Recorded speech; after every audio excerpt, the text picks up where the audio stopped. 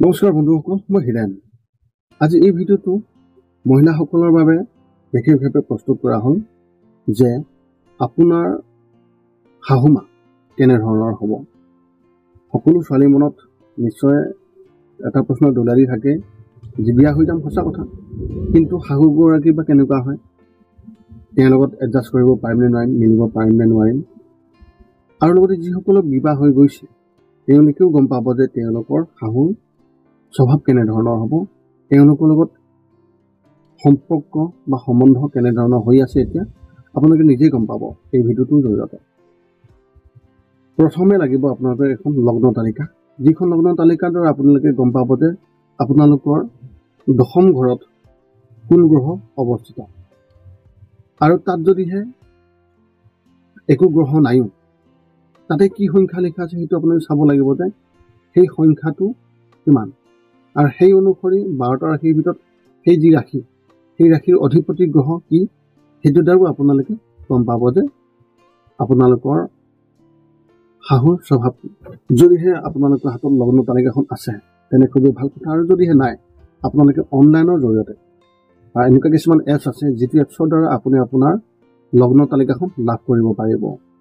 ধৰি লওক আপুনি এতিয়া লগ্ন তালিকাখন লাভ কৰিলে, স্ক্ৰীণত দেখিবলৈ পাইছে যে আপোনাৰ ইয়াতে 10 নম্বৰ ঘৰ কোনটো, আৰু সেই 10 নম্বৰ ঘৰত তাত লিখা আছে কিমান সংখ্যা, যদিহে অন্য গ্ৰহ নাই, আৰু সংখ্যাৰ লগতে তাত যদিহে আছে কোনোবা গ্ৰহ, সেই গ্ৰহ অনুসৰি আপুনি আপোনাৰ শাহুমাৰ যি স্বভাৱ বা তেওঁৰ যিটো চৰিত্ৰ সেইটো আপুনি গম পাব।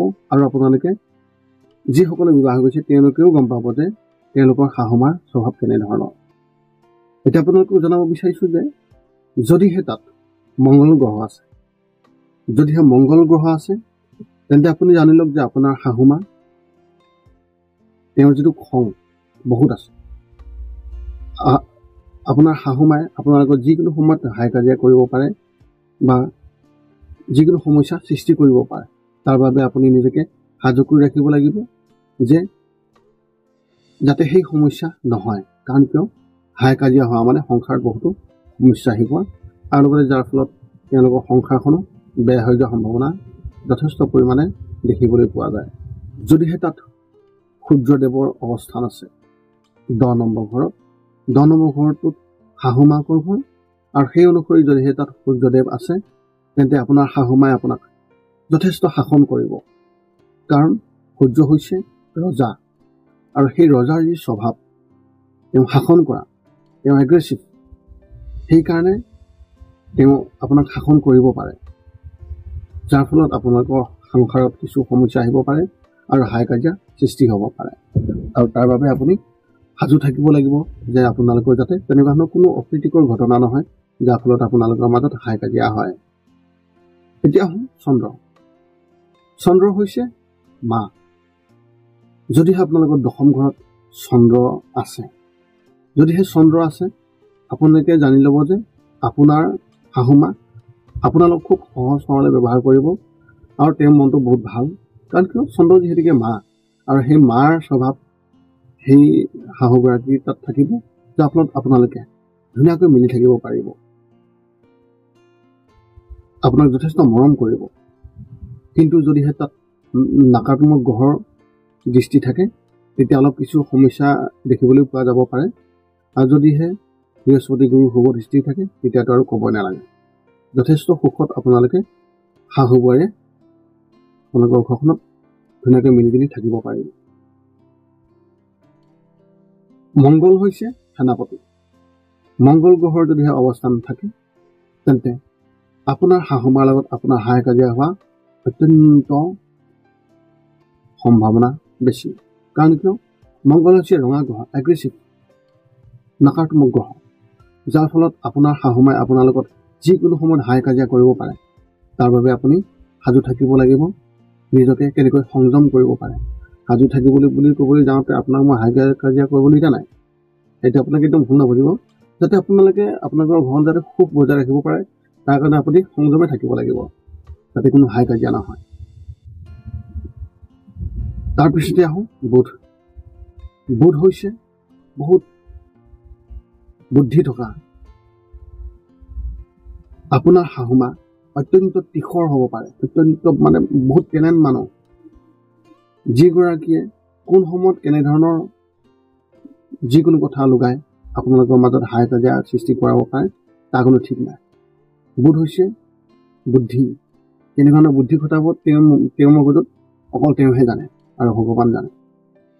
কিন্তু এটা কথা জানিলোঁ, তেওঁ শাৰীৰিক হিচাপে অকণমান চাপৰ হ'ব, কিন্তু বহুত বুদ্ধি থাকিব তেওঁ, যাৰ ফলত আপোনালোকৰ সাংসাৰিকত কিছু সমস্যা আহিব পাৰে আৰু আপোনালোকে সাজু থাকিব লাগিব যে যাতে কোনো সমস্যা নহয়।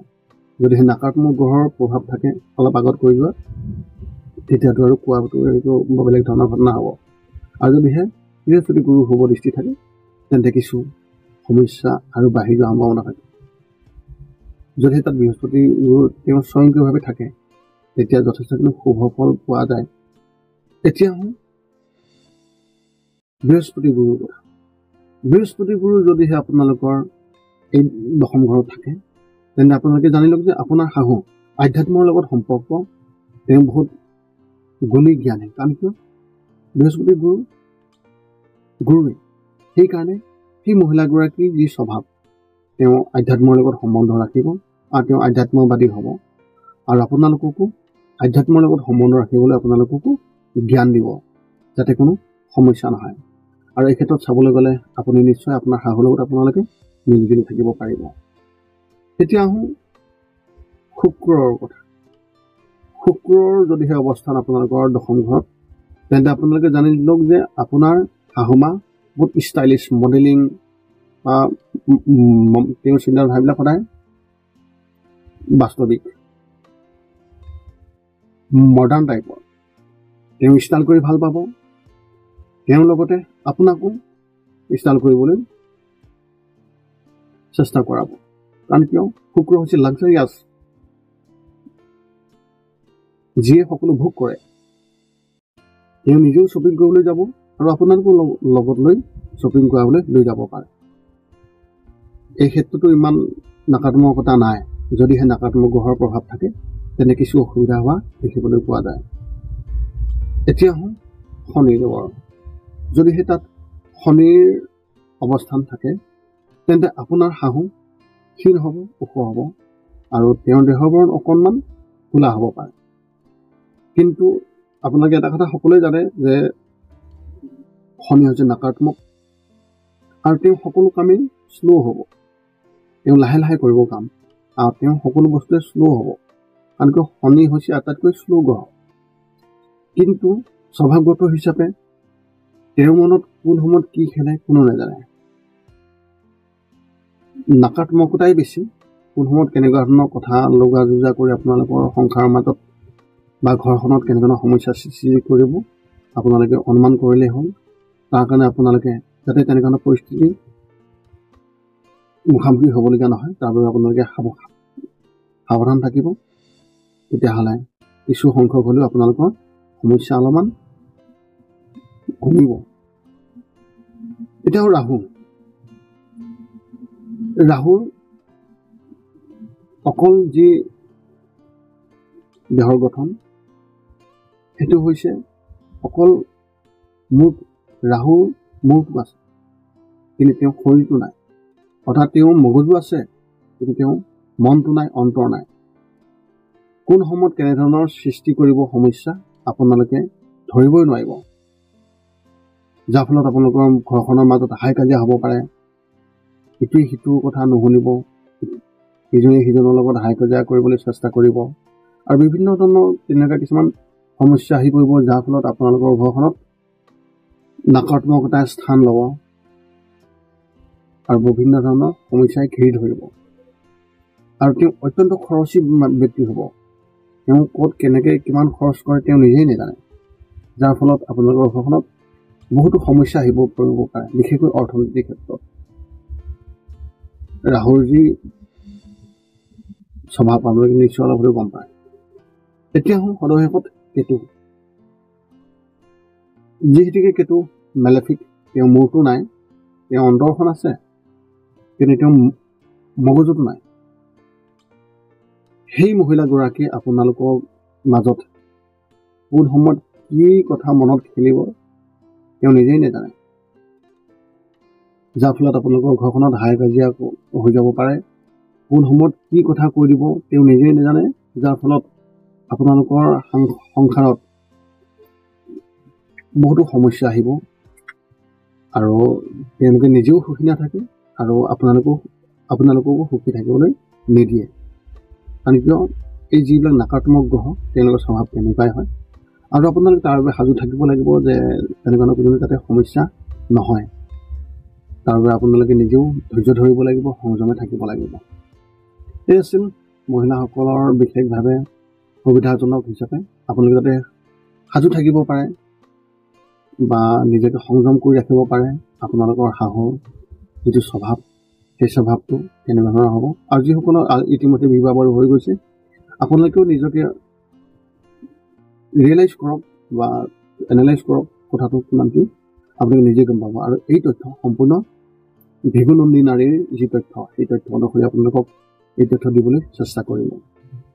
যদি আপোনাৰ মনত এতিয়া কিবা জ্যোতিষ সম্বন্ধিত প্ৰশ্ন থাকে, তেন্তে আপোনালোকে আমাৰ ভিডিঅ'ৰ তলত কমেণ্ট কৰি আমাক জনাব পাৰে। আৰু আমাৰ এই ভিডিঅ'ৰ যিটো ডিছক্ৰিপশ্যন, তাত আমাৰ মোবাইল নম্বৰ আছে। আপোনালোকে কিবা বিশেষভাৱে কিবা জানিবলগীয়া থাকিলে আমাক কল কৰি এবাৰ সুধিব পাৰে। আমি আপোনালোকৰ প্ৰশ্নৰ সকলো সময়তে উত্তৰ দিবলৈ আমি যিমান পাৰোঁ চেষ্টা কৰোঁ। আৰু আমি এতিয়ালৈকে আমি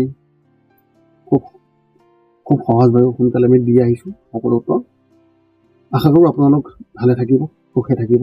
আপোনালোকৰ সংসাৰখনত আপোনালোকে সমস্যাৰ সৃষ্টি হ'বলৈ নিদিব, সংযমে থাকিব। পুনৰ লগ পাম এটা ভিডিঅ'ত। আজিলৈ ধন্যবাদ।